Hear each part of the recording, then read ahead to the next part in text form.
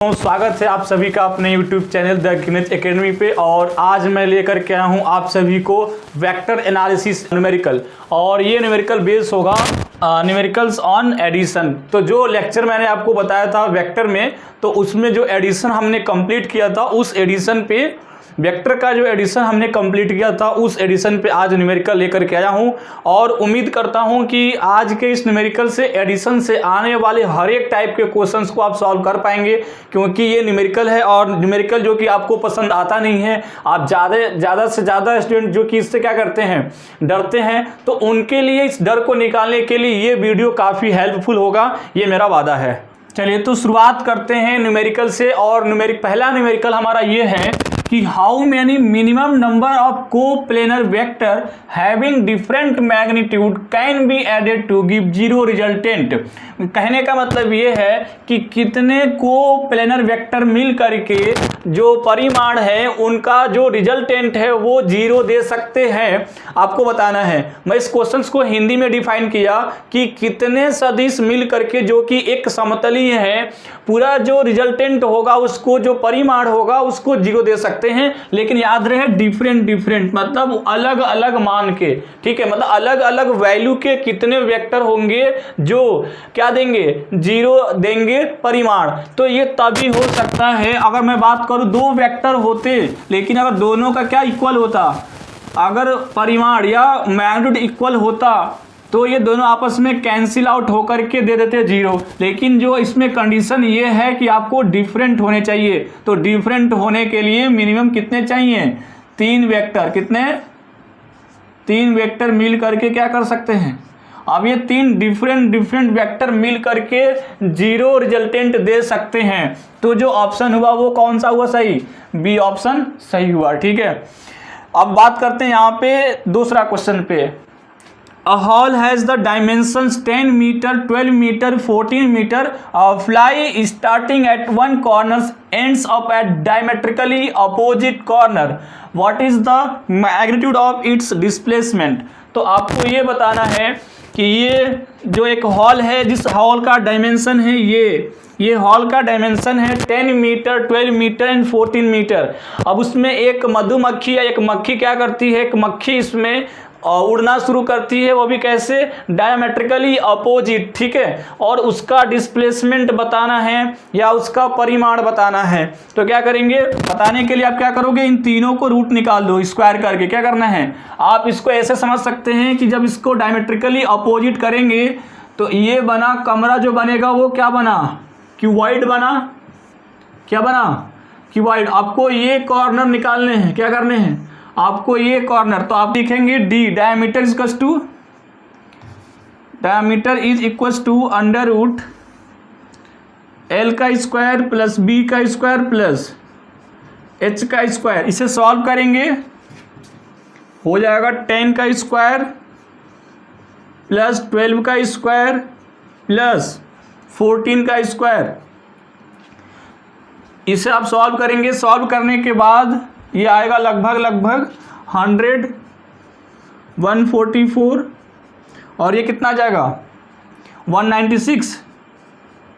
अब आप इसे सॉल्व करेंगे, सॉल्व करने के बाद समथिंग 20 पॉइंट कुछ आएगा समथिंग, ठीक है, दो समथिंग कुछ आएगा। इसे सॉल्व करके क्या करेंगे, ये लगभग 21 मीटर के नियर अबाउट आएगा। इसे सॉल्व कर लेंगे आप, ठीक है। मैं सॉल्व करूंगा, वीडियो लंबा हो जाएगा। ये 100, 144 ये हो जाएगा, कितना हो गया 6, 4, 10, उसके बाद कितना आया 9, 4, 13, 14, 3, 4 आ गया आपका, है ना।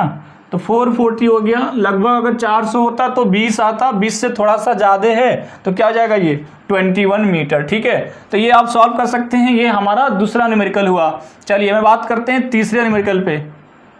आप इसे देख सकते हैं, बिल्कुल ये मतलब ये हिंदी में बात कर लें तो एक कमरा है, कमरे का जो डायमेंशन है ये दे रखा है। उसमें एक मक्खी कॉर्नर पे उड़ना शुरू करती है तो आपको अपोजिट कॉर्नर पे पहुंच जाती है उड़ते हुए। तो व्हाट इज द बताना है, मैग्नीट्यूड ऑफ डिस्प्लेसमेंट। डिस्प्लेसमेंट बताना है तो डिस्प्लेसमेंट का मतलब शॉर्टेज डिस्टेंस होता है, और शॉर्टेज डिस्टेंस यही होगा। इसमें सबसे पहले आपको ये निकालना होगा और उसके बाद ये निकालना होगा, और तब जाकर के आपका निकल के आएगा ये डायगोनल निकल करके आएगा, जिसका फॉर्मूला होता है L square plus B square plus H square. ठीक है, चलिए नेक्स्ट क्वेश्चन पे पर चलेंगे। नेक्स्ट क्वेश्चन है अपना, आया हमारे पास नेक्स्ट क्वेश्चन, ये तीसरा क्वेश्चन है 0.4 i cap plus 0.8 j cap plus c k cap represent a unit vector when c is. आपको क्वेश्चन बताना है कि आप क्वेश्चन देख सकते हैं यहाँ पे क्या कह रहा है कि 0.4 i cap plus 0.8 j cap plus c k cap, यहाँ पे एक यूनिट वेक्टर को बता रहा है, मतलब एकांक सदिश को बता रहा है। तो बताओ कि c का वैल्यू क्या होगा। आप देखते हैं c का वैल्यू क्या होगा। अब बताओ यूनिट वेक्टर किसे कहते हैं। मैं इस वीडियो में जो पीछे का जो वीडियो है, ये क्वेश्चंस आपको तब समझ में आएगा जब आपने पीछे का वीडियो देख रखा है। ठीक है, अगर आपने वो वीडियो अच्छे से देख लिए हैं तब ये क्वेश्चंस आपको बड़े ही इजी वे में आने वाले हैं। चलिए देखते हैं क्या करेंगे। इसका मतलब कि ये यूनिट वेक्टर तब होगा जब इनका जो परिमाण, या मैं बात करूं मैग्नीट्यूड का, वो क्या आ जाए, 1 आ जाए। तो अगर इसका जो परिमाण होगा या जो इसका जो मैग्नीट्यूड होगा ये 1 कब होगा, जब ये अंडर रूट में 0.4 का स्क्वायर प्लस 0.8 का स्क्वायर प्लस c का स्क्वायर क्या हो जाए, 1 हो जाए।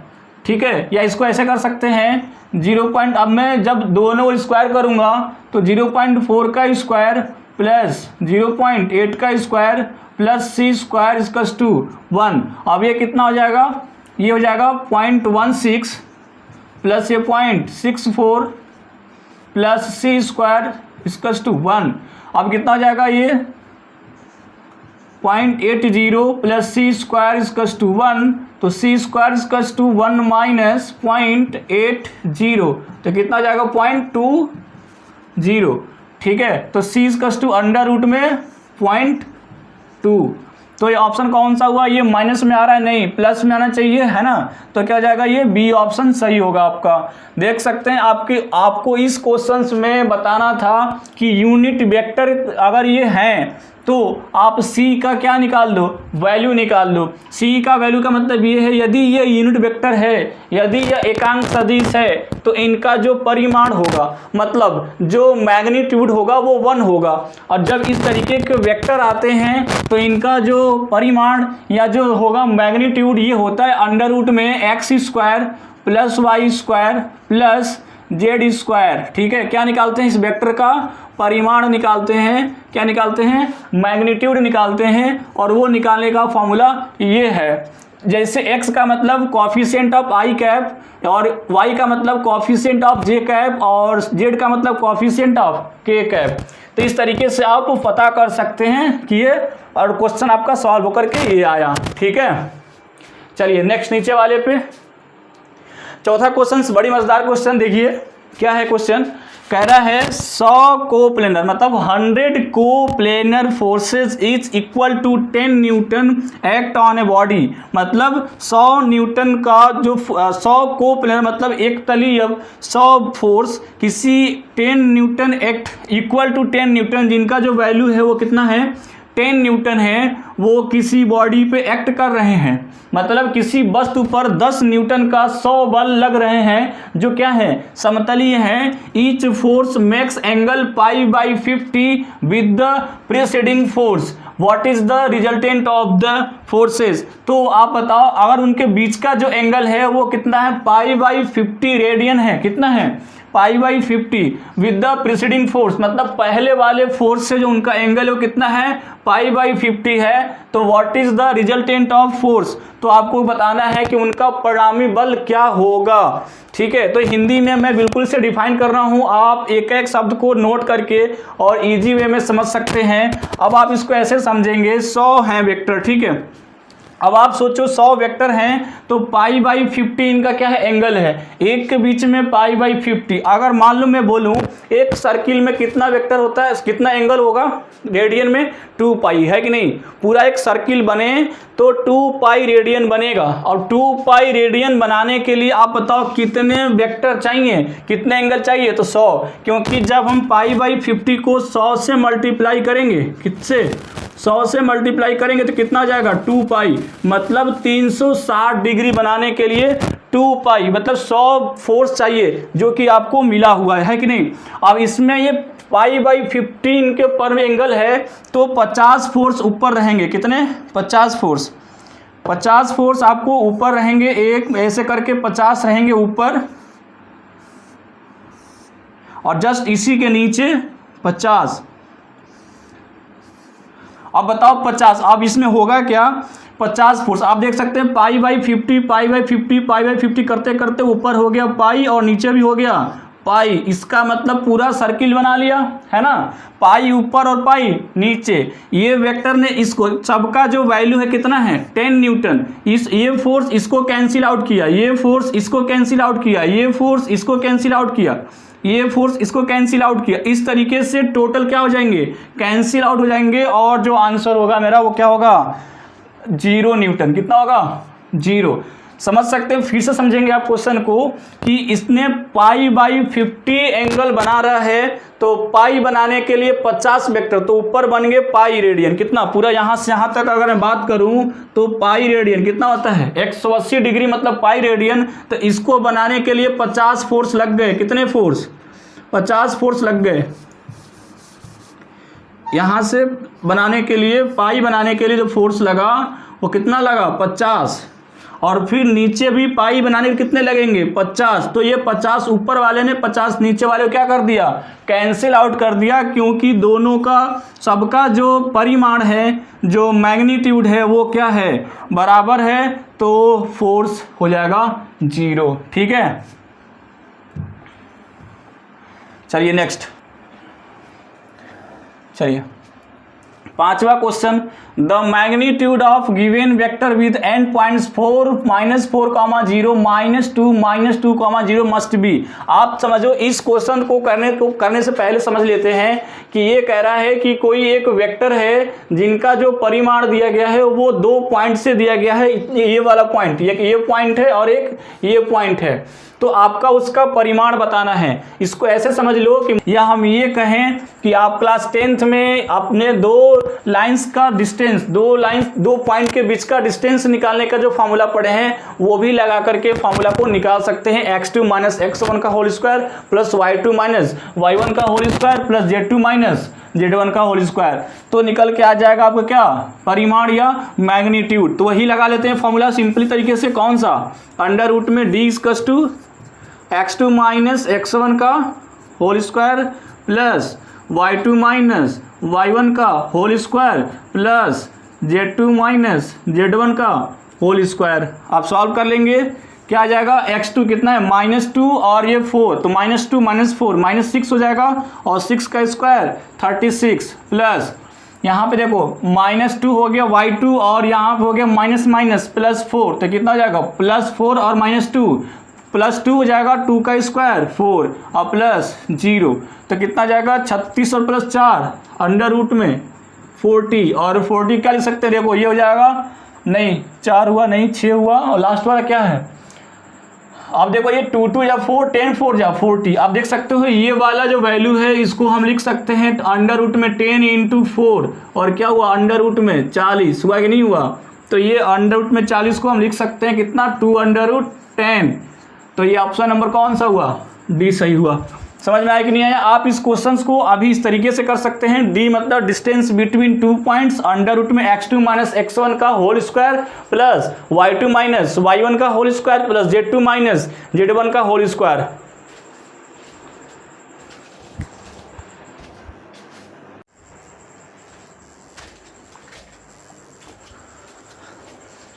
नेक्स्ट क्वेश्चन देखते हैं। Angles which a vector i plus J plus under root 2k cap makes with x, y and z axis respectively are. तो आपको बताना है कि ये बताओ ये जो वेक्टर है वो x एक्सिस से, y एक्सिस से और z एक्सिस से क्रमशः कितना एंगल बना रहा है। ठीक है, आपको निकालना, इसका फॉर्मूला नोट कर लो। इसका फॉर्मूला है, अगर आपको x एक्सिस से मान लेते हैं अल्फा, कितना मानते हैं? x एक्सिस से अल्फा, तो cos अल्फा = होता है x divide by under root x² plus y² plus z²। याद कर लो फॉर्मूला, क्या करना है, एक्स एक्सिस से जो एंगल बनाएगा उसको कॉस अल्फा, और कॉस अल्फा निकालने का तरीका X upon under root x square plus Y square plus Z square. यदि यह वेक्टर, इसमें क्या होगा, ये आई का जो कॉफिशिएंट होता है उसे एक्स बोलते हैं, जे का जो कॉफिशिएंट होता है उसे वाई बोलते हैं, और के का जो कॉफिशिएंट होता है उसे जेड बोलते हैं। तो यदि ये वेक्टर एक्स एक्सिस से अल्फा एंगल बनाता तो कॉस अल्फा का फॉर्मूला होगा x divide by under root में x square plus Y square plus Z square. अब इस पे निकालते हैं, एक्स का वैल्यू कितना है, आप देख सकते हैं यहाँ पे आई का कॉफिशिएंट कितना है 1, तो एक्स का जो कॉफिशिएंट का मतलब होता है गुणांक, एक्स का गुणांक कितना है 1, और divide by under root x square के जगह पे 1 का स्क्वायर प्लस जे का स्क्वायर का मतलब जे का कॉफिशिएंट 1 है उसका भी स्क्वायर 1, वाई भी यहाँ पे 1 है, और जेड क्या है अंडर रूट में 2, तो अंडर 2 का स्क्वायर 2, तो आपका आया कॉस अल्फा जो आया वो कितना आया 1 डिवाइड बाई 1 प्लस 2 कितना हुआ 4 अंडर रूट में 4, और इसको लिख सकते हैं 1/2। यदि कॉस अल्फा कितना आया, यदि कॉस अल्फा आपका आया कितना 1/2, कॉस अल्फा आया 1/2, तो बताइए कॉस में किसका वैल्यू है, तो हम लिख सकते हैं यहाँ पे cos alpha equals to 1/2, then cos alpha equals to cos 60 degree, है कि नहीं, क्योंकि कॉस 60 कितना वैल्यू होता है 1/2, तो अल्फा इक्वल्स टू कितना हो गया 60 डिग्री। तो अल्फा का मतलब एक्स एक्सिस से जो एंगल आया वो 60 आ गया। अभी आपके पास जो ऑप्शन में दो है जो यहाँ पे 60 और 60 आ रहा है अल्फा। चलिए मैं बात करता हूँ दूसरा जो बीटा है वो किससे है, बीटा एंगल है कितना वाई एक्सिस से, तो कैसे निकालेंगे, cos beta equals to under root में y divide by under root x square plus Y square plus Z square. ठीक है, ये क्या है y divide by x square plus Y square plus Z square. Y के जगह पे क्या है, तो y के जगह पे भी 1 है, 1 डिवाइड बाई अंडर रूट में कितना था इसका भी, इसका देखो निकालते हैं, X square plus Y square plus Z square कितना है अंडर रूट में 4 मतलब 1/2, तो कॉस बीटा भी कितना आया, कॉस बीटा भी आ गया 1/2, तो इसको भी लिख सकते हैं cos beta equals to cos 60 degree, क्योंकि 1/2 का वैल्यू कितना होता है 1/2 मतलब कॉस 60, तो बीटा इक्वल्स टू 60।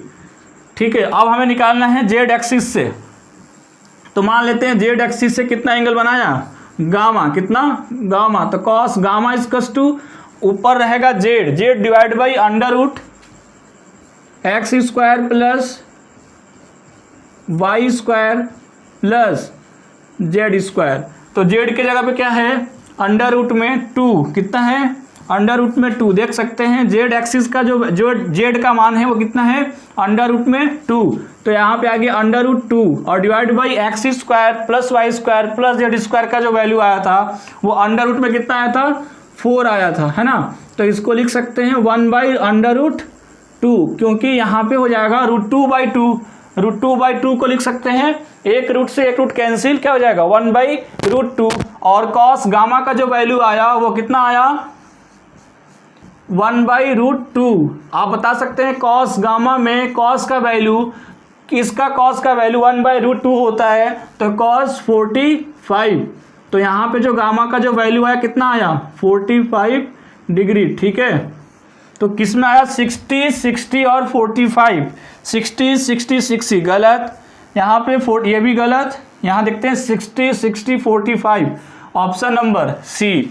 तो ये जो क्वेश्चन आया कि ये बताओ ये वेक्टर आपको निकालने का फॉर्मूला एक्स एक्सिस से ये फॉर्मूला लगाएंगे, वाई एक्सिस से ये फॉर्मूला और जेड एक्सिस से ये फॉर्मूला, आपका क्वेश्चन जो आंसर है वो निकल के आ जाएगा कि कितना एंगल बनाएगा। ठीक है, नेक्स्ट क्वेश्चन था कि द एक्सपेंशन 1/√2 i के प्लस 1/√2 j कैप इज, क्या है यहाँ पे ऑप्शन है आपके पास, यूनिट वेक्टर है, नल वेक्टर है, वेक्टर ऑफ मैग्नीट्यूड √2 है कि स्केलर है। फिर से हिंदी में समझेंगे कि यह जो एक्सप्रेशन है या जो एक वेक्टर है उसका जो वैल्यू दे रखा है ये आपको बताना है क्या यह एक एकांक सदिश है क्या यह जीरो सदिश है, क्या यह परिमाण में √2 है या अदिश है? तो अदिश तो इसलिए नहीं होगा क्योंकि इसमें क्या लगा हुआ है, आई कैप और जे कैप, तो ये ऑप्शन तो पहले से गलत हो गया।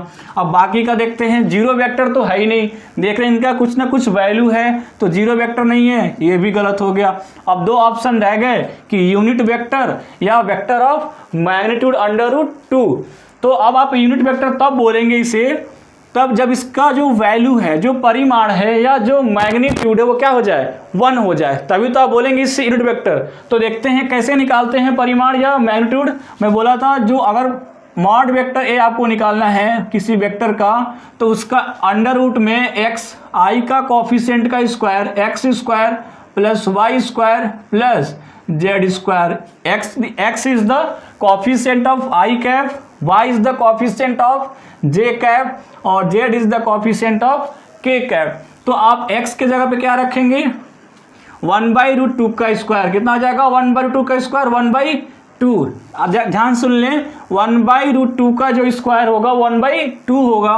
फिर y में भी y का स्क्वायर है तो क्या जाएगा 1/2, क्योंकि y का स्क्वायर और z में तो है ही नहीं तो 0। तो अब बताओ 1/2 और 1/2 क्या होता है, 1 होता है। तो अंडर रूट में 1 और अंडर रूट में 1 को क्या लिखेंगे 1। ये बताओ इसका परिमाण कितना आया, 1 आया कि नहीं आया? तो इसका तो परिमाण अंडर रूट 2 आया ही नहीं, मैग्नीट्यूड इसका अंडर2 नहीं आया, क्या आया 1। तो क्या बोलेंगे इसे, it is a unit vector, यह एक एकांक सदिश है। तो इस क्वेश्चन को आप इस तरीके से लगा सकते हैं, ठीक है। Next question, given vector a equals to 2i cap plus 3j cap, the angle between vector a and y axis is. अब आपको एक वेक्टर दे दिया है, ठीक है, आपको बताना है कि ये वेक्टर y एक्सिस से कितना एंगल बना रहा है। सबसे पहले इस वेक्टर को ड्रॉ करते हैं, ठीक है। मतलब ये वेक्टर x में 2,3 पर है, कहाँ पर है 2,3 पर, ऐसा समझ लो कि ये x एक्सिस में 2 और y एक्सिस में 3, तो यहाँ पे मिले ये इनका वेक्टर है, ये a, ये वेक्टर a वेक्टर है जिसका जो वैल्यू है वो दे रखा है कितना 2i cap plus 3j cap, ठीक है। तो हमें बताना है कि ये जो वेक्टर a है वो y एक्सिस से इससे कितना एंगल बना रहा है। तो मान लो हम इससे मान लेते हैं अल्फा, कितना मानते हैं अल्फा। कैसे निकालेंगे इस अल्फा को, तो आप देखो जो tan अल्फा निकालोगे तो जब ये अल्फा हुआ तो ये परपेंडिकुलर और ये लाइन बेस है कि नहीं, तो tan अल्फा इक्वल्स टू ये लाइन जो x एक्सिस वाला है वो क्या बन गया परपेंडिकुलर, और tan थीटा इक्वल्स टू क्या होता है परपेंडिकुलर अपॉन बेस, या tan थीटा इक्वल्स टू लंब बटा आधार। तो ये लंब है या परपेंडिकुलर है, तो इसका जो वैल्यू है x एक्सिस में कितना है, ये 2i कैप मतलब 2 है, और ये है कितना 3, तो क्या जाएगा 2/3। तो अल्फा, अब आपको क्या करना है, तो alpha equals to tan inverse, alpha equals to tan inverse 2/3। आप देखते हैं ऑप्शन में alpha equals to tan inverse 3/2 गलत, tan इनवर्स 2/3 ये सही है, sin इनवर्स 2/3 नहीं, cos इनवर्स 2/3 नहीं, ठीक है।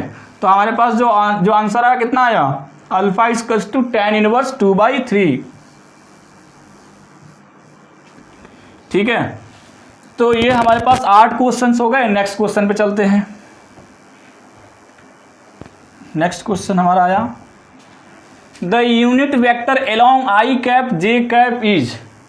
तो ये हमारे पास आया कि ये बताओ कि इसका यूनिट वेक्टर बता दो। ये कोई वेक्टर है ए, वेक्टर ए इक्वल्स टू दे रखा है आई कैप प्लस जे कैप, और आपको क्या बताना है, यूनिट वेक्टर बताना है। ये वेक्टर है, तो आप जब देखेंगे वीडियो में पहले वाले में तो मैं बताया था कि जब आपको एकांक सदिश या यूनिट वेक्टर पता करना है तो क्या कर दो, अगर आपको कैप निकालना है, क्या निकालना है, अगर आपको निकालना है यूनिट वेक्टर तो आप क्या करो, वेक्टर को उसके मॉड वेक्टर से क्या कर दो, डिवाइड कर दो, ठीक है। तो सबसे पहले मॉड कैसे निकालेंगे, इसका मॉड वेक्टर कैसे निकालेंगे, अंडर रूट में आई कॉफिशिएंट का square X square plus Y square, ठीक है। एक्स के जगह पे कितना है 1, तो 1 का स्क्वायर, और जे के जगह पे जे का कॉफिशिएंट भी 1 का स्क्वायर, कितना हुआ अंडर रूट 2, और वेक्टर ए क्या है, आई प्लस जे।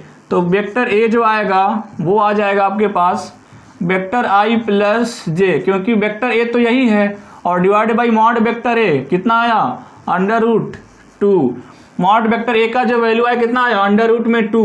अब देखते हैं ऑप्शन में के कैप गलत, आई प्लस जे नहीं, सी आई प्लस जे अपन √2 ये सही आया, ये सही है। ये देखें नहीं, ये गलत है।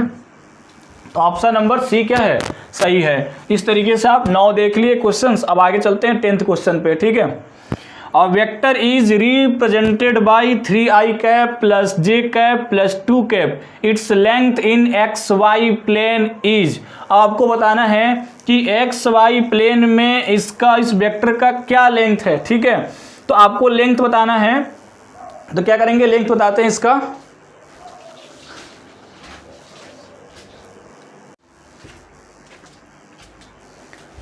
तो अब आपको क्वेश्चंस में a vector is represented by 3i cap plus J cap plus 2 cap, its length in XY plane is.